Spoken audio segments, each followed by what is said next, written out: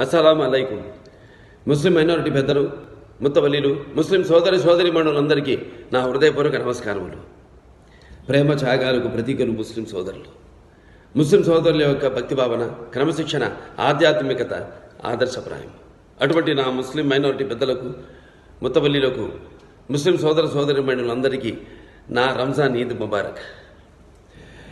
లాక్డౌన్లో కూడా మనోధైర్యంతో ఉంటూ కఠోర ఉపవాస దీక్ష చేస్తూ ప్రార్థనలు చేసిన మీ అందరికీ నా రంజాన్ ఈద్ శుభాకాంక్షలు.